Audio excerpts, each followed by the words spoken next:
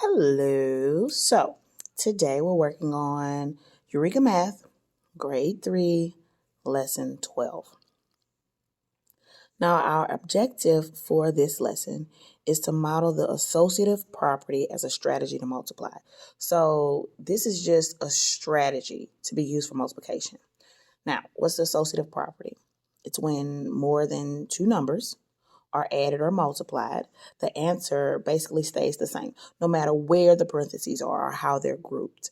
And so basically the last lesson, which was the lesson from yesterday, lesson 11, we studied how parentheses can change the answer depending on where they're placed. And so because of the order of operations and you have to work the math or the operation inside of the parentheses first, that will change your actual outcome or your answer based on, again, where the parentheses are located. So let's go ahead and get started. Now, here we start with the application problem. And the instructions are as follows. Solve the following pairs of problems. Circle the pairs where both problems have the same answer. So instead of circling the pairs, I think we'll just put like a check mark by it and keep moving down. So let's look at number 1A. Again, we have to work the operation or the math inside of the parentheses first. So we have, for letter A, 6 plus 4. And 6 plus 4 is 10. So then we combine that with what's outside of the parentheses and we get 7 plus 10. 7 plus 10 is 17. Now we go ahead and we work the next problem, which is B. Now notice it's the same numbers in the equation, 7 plus 6 plus 4, same symbols. But the location of parentheses has changed from the last two numbers to the first two numbers. So now the operation that we perform first is 7 plus 6. And 7 plus 6 is 13. And then we combine it with the operation or the math outside of the parentheses, which means we have to add 4. And 13 plus 4 is 17. They're the same. Okay, let's move on to number 2. 2A, the operation inside of the parentheses is 3 times 2. 3 times 2 is 6. We combine it with the operation outside of the parentheses, times 4. And 6 times 4 is 24. Now we move on to B. The parentheses has moved to the last two numbers, which means that the operation that we perform first is 2 times 4, which is 8. And 3 times 8 is 24, which is the same. Moving on to number 3, the operation inside of the parentheses that we are to complete first is 2 times 1. 2 times 1 is 2.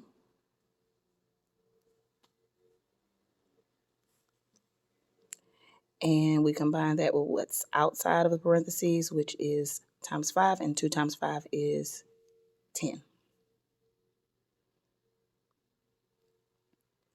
Now we work on B.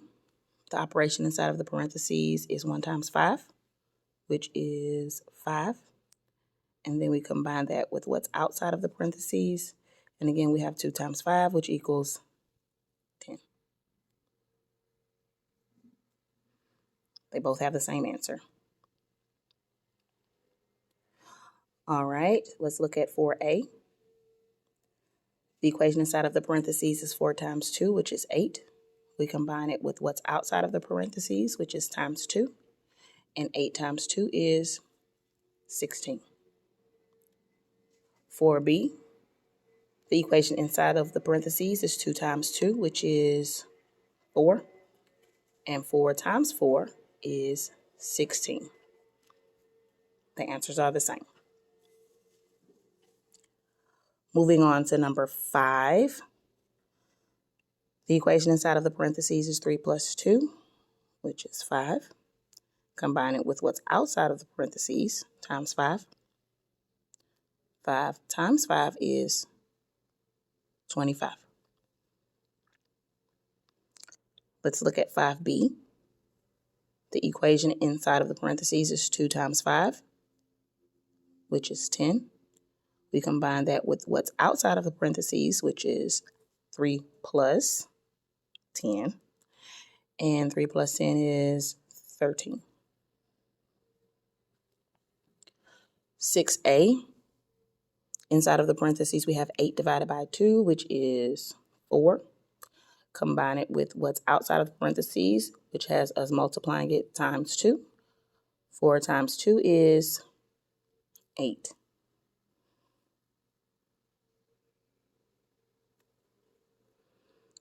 6b, inside of the parentheses, we have 2 times 2, which is 4. We combine it with what's outside, giving us the new equation of 8 divided by 4, which is 2. Now, notice for 5 and 6, the answers are different, right? And in the instructions, it says to solve the following pair of problems. Circle the pairs where both problems have the same answer. Instead of circling, I opted to put check marks only because we have a lot of math going on, and circling sometimes kind of interrupts the flow of what we're doing. So for the problems where the same answers don't exist, I suggest we just put an X there.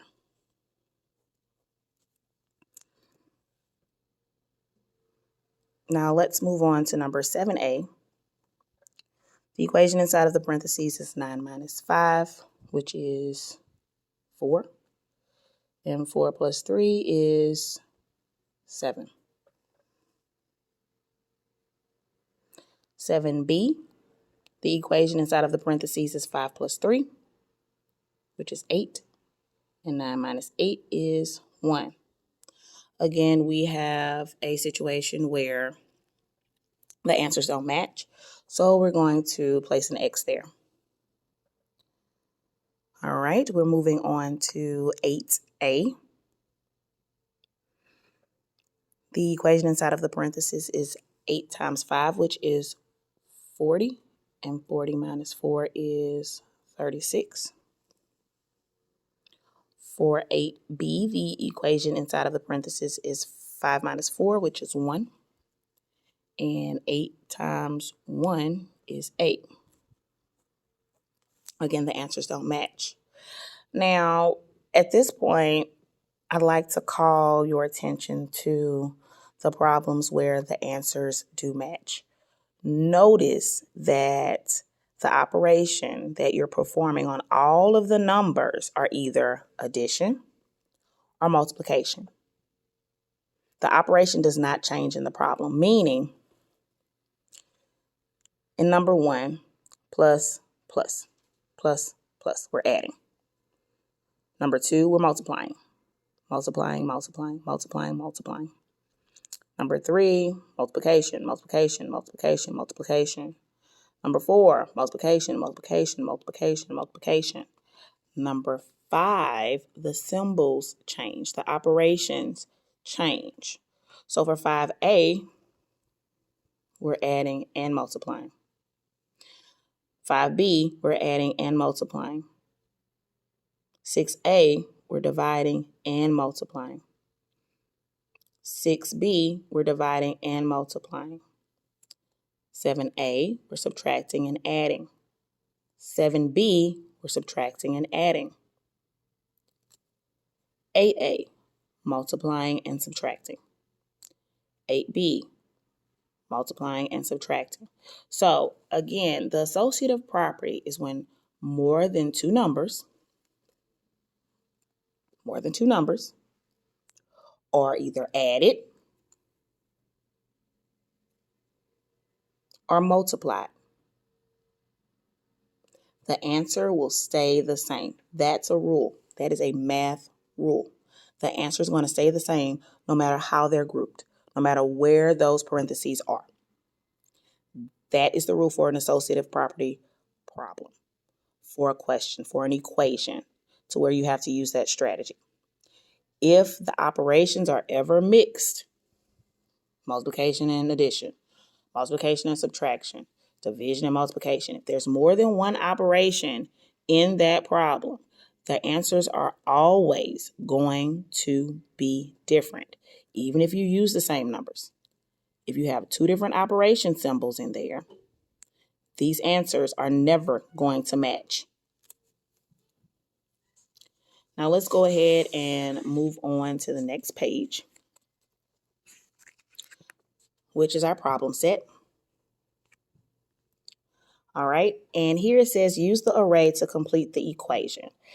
Now, we learned about arrays a long time ago in Module 1, and I tell my students that anytime you see an array, you should always number it. Always number your rows, always number your columns. So, for rows, we use R1 for row 1, R2 for row 2, R3 for row 3, and our columns, we just number them. 1, 2, 3, 4, 5, 6, 7, 8, 9, 10, 11, 12.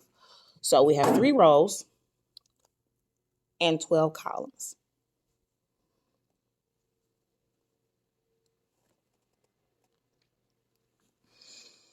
Okay, so now that we have our array labeled, right, I like to take this time to remind our students that an array can be verified with a get chart.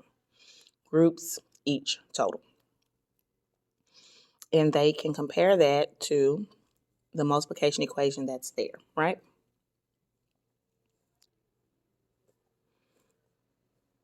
Now, in an array, the groups are always the rows.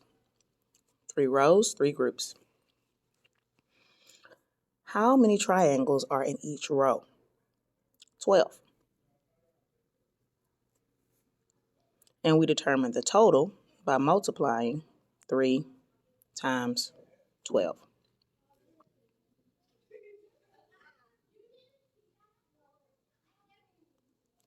which is 36. So from there, our students can then see, okay, well, a get chart is truly a representation of an array or a regular multiplication equation.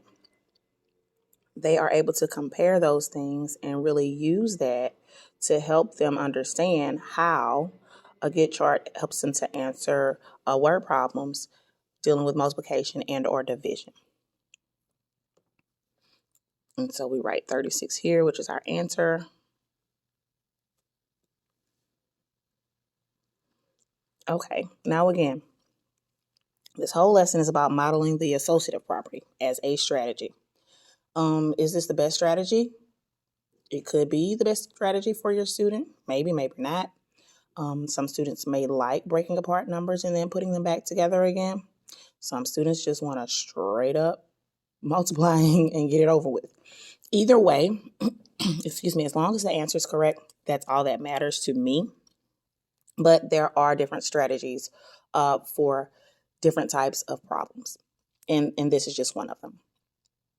So up here you see the initial equation, 3 times 12. Well, in order for the associative property to work, the symbol, multiplication symbol, has to be the same throughout the problem. All right, so if we break apart the 12, right, and that's the number that we're focusing on here.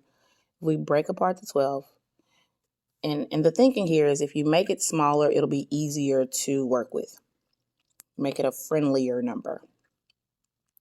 So if you break apart the 12, you have 3 times 4. And what they did was they placed the parentheses around it to make the ending equation different. So now inside of parentheses, we have 3 times 3, which is 9. So instead of 3 times 12, now we have 9 times 4. Now, 9 times 4 is also 36. It's the same answer. It's the same exact answer. All that was done was the larger number was broken apart to make it seem a little bit more friendlier to a student who may be nervous about multiplying a 2-digit number by a 1-digit number. That's really the whole reasoning behind it. Now let's look at the next problem. 3 times 14. Now, even though we don't necessarily need to label our array, I always have them to do it just as a best practice, just so that if they ever are presented with a question with just an array and they have to find the multiplication equation that represents the array or write a multiplication equation that represents the array, they're used to doing it. Because honestly, repetition builds memory. All right, so we have 3 rows.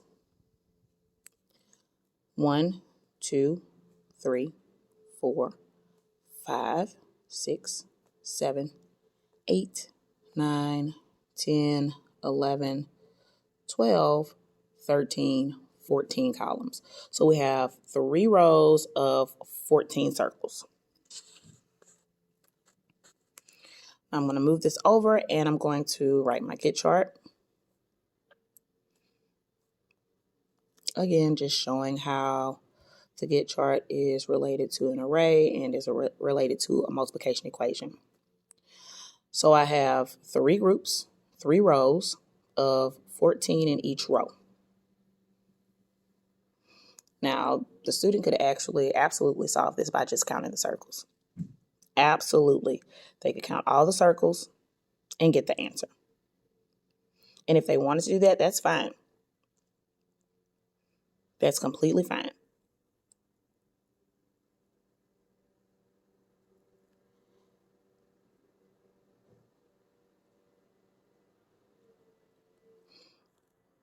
Now, I do have some students that like to solve problems like this, especially when they're smaller, they can just add it.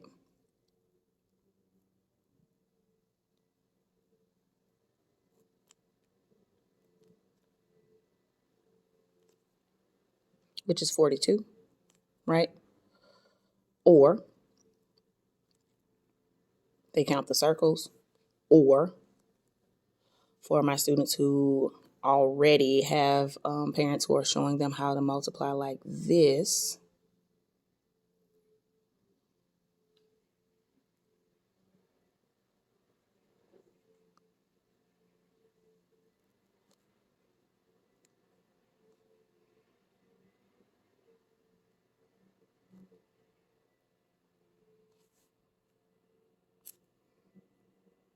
let's just put a box around it.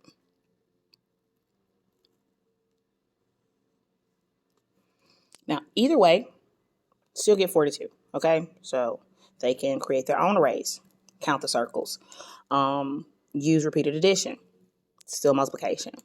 They could set it up the standard algorithm way and multiply it like this. That's fine as well. As long as they keep getting the same answer. And if that's the route you want to go with them, if it's creating an array and counting whatever objects you have in the array, if that's what you want to consistently work on, do that every time because you get comfortable with it and then you become basically an expert at that type of method of solving problems. If you like repeated addition, then do repeated addition. If you like the standard algorithm, do the standard algorithm.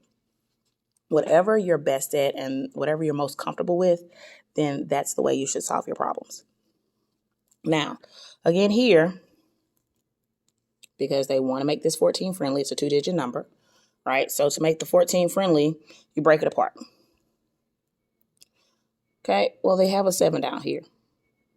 And I know that 2 times 7 is 14. So I guess they want me to break it apart into 3 times 2 times 7. All right, now I have to work what's inside of my parentheses first, which is now the equation 3 times 2. I know that 3 times 2 is 6. And then I include now what's outside of the parentheses, which is the 7. So now I have 6 times 7. Well, 6 times 7 is 42. Same answer. Again, this is just a strategy to make those 2-digit numbers a little bit more friendlier to use. All right, now let's move on to the next page, which is the last page in our problem set. All right, here it says, place parentheses in the equations to make it true. Then solve. The first one has been done for you. Okay? So they started out with the equation 3 times 16. So that 16 is a 2-digit number. To make it friendly, they broke it apart.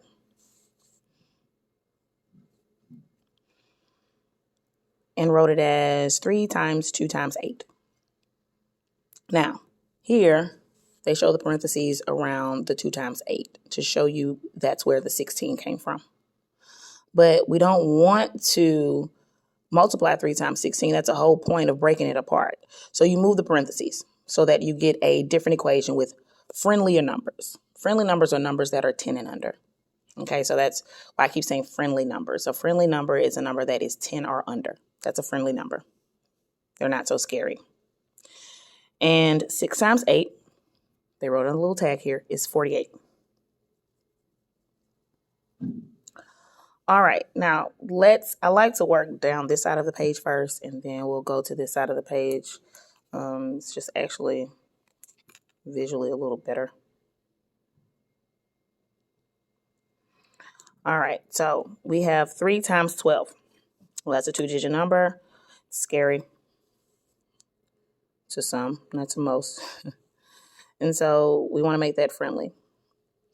So we can break apart that 12, all right? And we can come up with an equation that still equals 12, but gives us friendly numbers. So they changed that to 3 times 3 times 4, because 3 times 4 is 12. But if we keep the parentheses here, we still end up with 3 times 12. We don't want that. So we move the parentheses to the first two numbers. And now we have 3 times 3, which is 9. And then we bring down this 4, which is outside of the parentheses because we still have to complete our operation. And 9 times 4 is 36.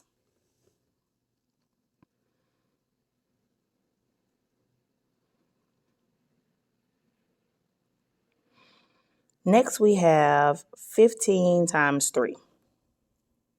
So here you see the 15 is the number that was broken apart into 5 times 3.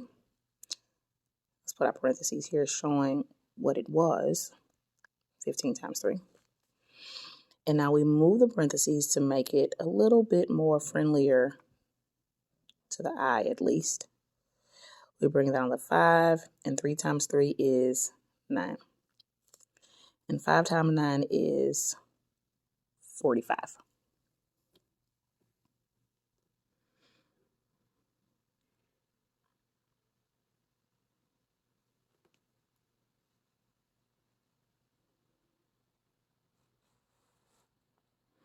Okay, let's move on to the other side of the page.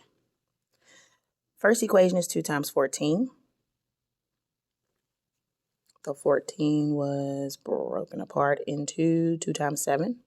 But we move that parentheses because we don't want the same equation. And 2 times 2 is 4. 7's already been brought down for us. And 4 times 7 is 28.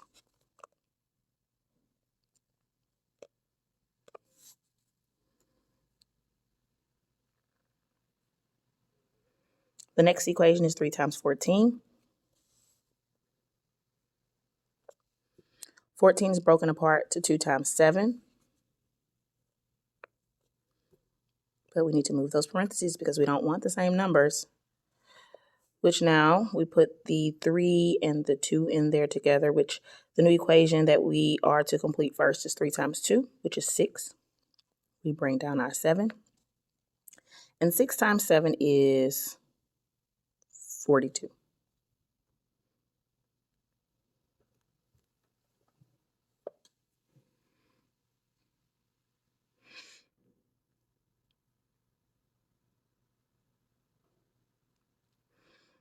Okay, our next equation is 15 times 2. That 15 was broken apart into 5 times 3. So to make that friendlier, we're going to move our parentheses here to 3 times 2. Bring that 5 down. 3 times 2 is 6. And 5 times 6 is 30.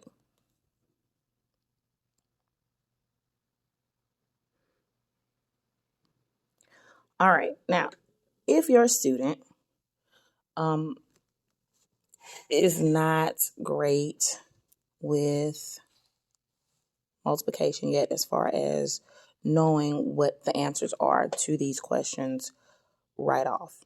Okay, 6 times 8, 9 times 4, 5 times 9, 5 times 6, 6 times 7, 4 times 7. And I know for sure for my students, I have them create ratio tables. So when I teach this lesson in the classroom, I don't solve this part immediately. I say, okay, well, what's 9 times 4? You don't know? Make a ratio table. Times 9. 1, 2, 3, 4, 5, 6, 7, 8, 9.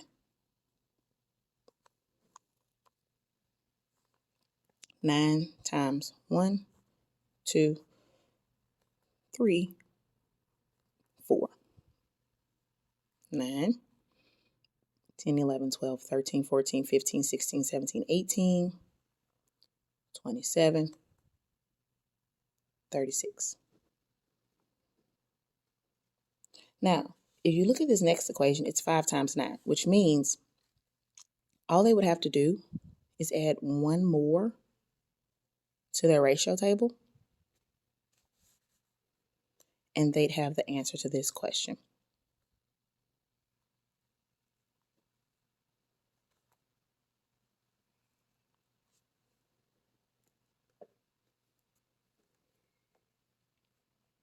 Now, on the other side, notice you have 4 times 7, 6 times 7, and 5 times 6. So we could also do ratio tables for those. I do a 7 ratio table for this one because the distance is shorter, and I always make sure to talk to my students about which number it makes more sense to create a ratio table for. I mean, it's fairly quick to do them, but make a little less work. So 7 times 1, 2, 3, 4. That means my answer is going to be right next to that 4. These are my counters. 1, 2, 3, 4, 5, 6, 7. The first number is 7. The second number would be 7, 8, 9, 10, 11, 12, 13, 14. The third number would be 14, 15, 16, 17, 18, 19, 20, 21. Then the fourth number, 21, 22, 23, 24, 25, 26, 27, 28.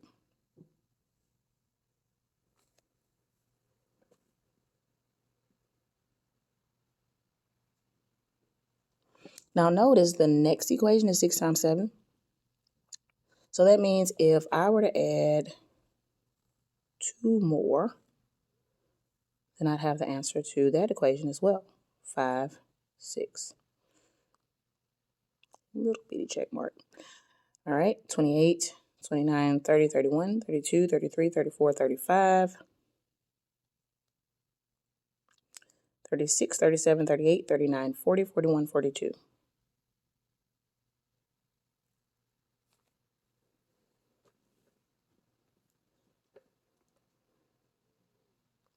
And for 5 times 6, I encourage skip counting using fingers if need be instead of creating a whole ratio table. But once they start creating ratio tables, they kind of get addicted to ratio tables and they like making them just to make sure that they check their math, which is fine.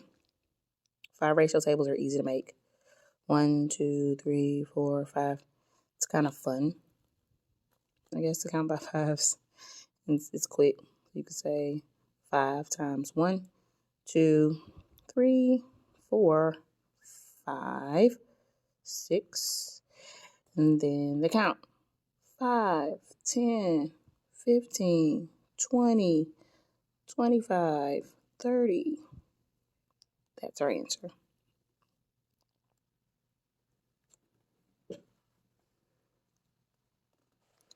All right. Now we're moving on to the last question in our problem set right before our exit ticket. Charlotte finds the answer to 16 times 2 by thinking about 8 times 4. Explain her strategy. So that means that Charlotte already knew to use the associative property strategy, which means this is what Charlotte did. She said 16 times 2. Ooh, this is scary.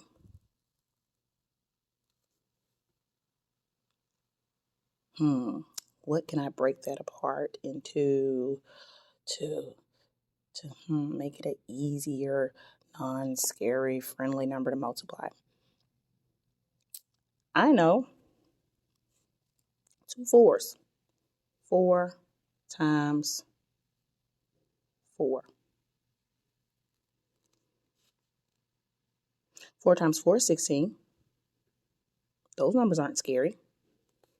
Okay, so now I have 4 times 4 times 2. Great.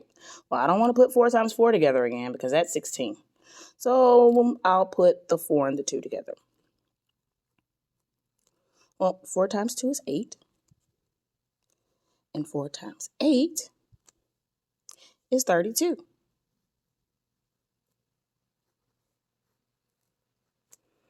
Now, again, if your student did not know that 4 times 8 is 32, that's okay. We can make a ratio table really, really quickly. Times 8. Have my little counters just in case I get stuck. So that's 8 times 1, 2, 3, 4. So I know that when I get to 4, my answer is going to be right here. So first number, 1, 2, 3, 4, 5, 6, 7, 8. So that means 1 times 8 is 8. Second number, I say 8, 9, 10, 11, 12, 13, 14, 15, 16. That means 2 times 8 is 16. Third number, I say 16, 17, 18, 19, 20, 21, 22, 23, 24. 3 times 8 is 24. Then I get to my fourth number, 24, 25, 26, 27, 28, 29, 30, 31, 32. That means 4 times 8 is 32.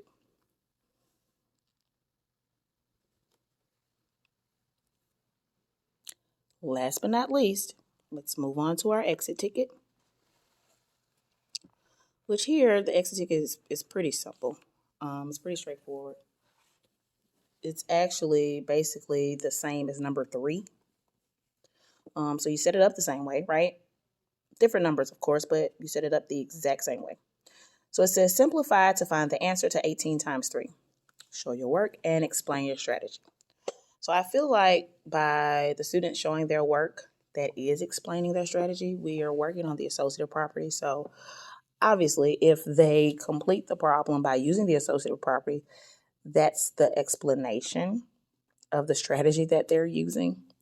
If you want to make your students explain in words, that's fine. Hey, I use the associative property because I broke apart 18, which was a unfriendly number, to make it a friendly number.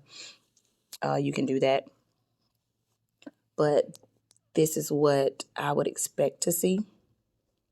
18 times 3. And say, hey, circle your unfriendly number. And we're going to make it a friendlier number. What 2 numbers can I multiply that would equal 18? 9 times 2. Okay. 6 times 3. Okay. Well, 9 is kind of close to 10. And they may say 6 times 3, 9 times 2. Whatever they say, that's what I'll use if I'm in a small group. So let's say 9 and 2.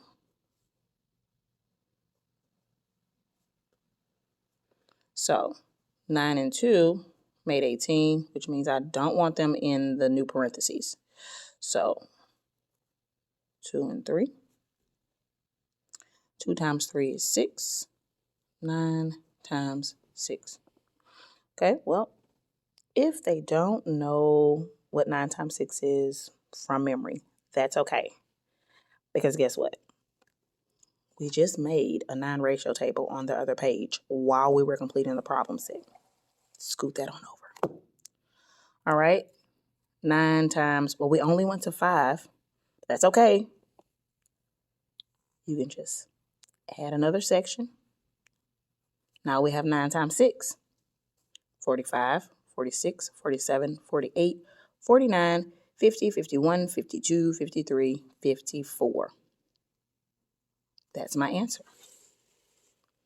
9 times 6 is 54. Now, if you're making them, write down the strategy. The strategy I used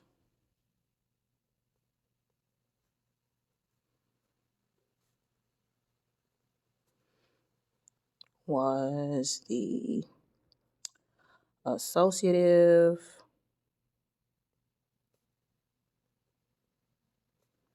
property strategy.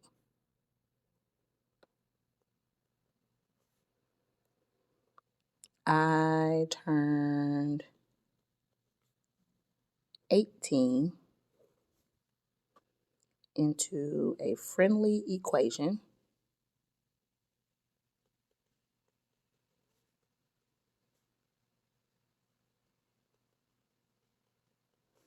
of 9 times 2.